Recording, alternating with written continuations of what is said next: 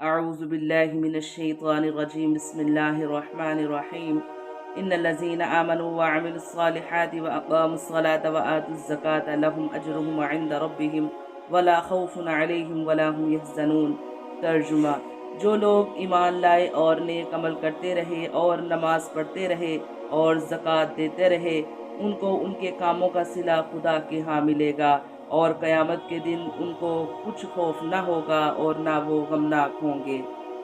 بندوں کے درمیان باہمی طور پر جو معاشی تعلقات مطلوب ہیں، ان کی علامت زکوٰۃ ہے۔ زکوٰۃ میں ایک مسلمان دوسرے مسلمان کے حقوق کا اعتراف یہاں تک کرتا ہے کہ وہ خود اپنی کمائی کا ایک حصہ نکال کر اپنے بھائی کو دیتا ہے۔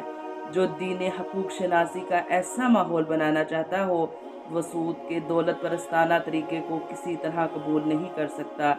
ایسے معاشرے میں باہمی لین دین تجارت کے اصول پر ہوتا ہے، نہ کہ سود کے اصول پر۔ تجارت میں بھی آدمی نفع لیتا ہے، مگر تجارت کا جو نفع ہے وہ آدمی کی محنت اور اس کے خطرات مول لینے کی قیمت ہوتا ہے، جبکہ سود کا نفع محض خود غرضی اور ذرا اندوزی کا نتیجہ ہے۔ سود کا کاروبار کرنے والا اپنی دولت دوسرے کو اس لیے دیتا ہے کہ وہ اس کے ذریعے اپنی دولت کو مزید بڑھائے۔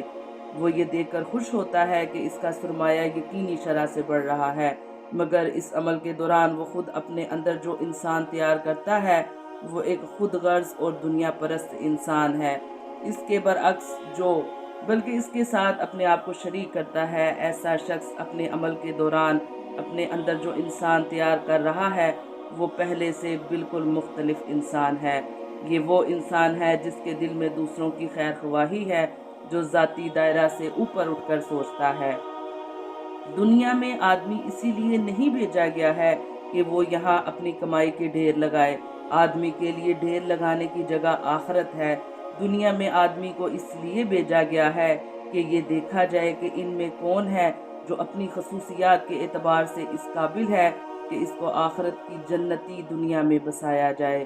جو لوگ اس صلاحیت کا ثبوت دیں گے، ان کو خدا جنت کا باشندہ بننے کے لیے چن لے گا، اور باقی تمام لوگ جہنم میں پھینک دیے جائیں گے۔ صدقے کی روح حاجت مند کو اپنا مال خدا کے لیے دینا ہے، اور سود کی روح استحصال کے لیے دینا۔ صدقہ اس بات کی علامت ہے کہ آدمی آخرت میں اپنے لیے نعمتوں کا ڈھیر دیکھنا چاہتا ہے، اس کے مقابلے میں سود اس بات کی علامت ہے کہ وہ اسی دنیا میں اپنے لیے ڈھیر لگانے کا خواہش مند ہے۔ یہ دو الگ الگ انسان ہیں، اور یہ ممکن نہیں کہ خدا کے یہاں دونوں کا انجام یکساں قرار پائے۔ دنیا اسی کو ملتی ہے جس نے دنیا کے لیے محنت کی ہو، اسی طرح آخرت اسی کو ملے گی جس نے آخرت کے لیے اپنے اثاثے کو قربان کیا ہو۔ سورۃ بقرہ آیت نمبر 277۔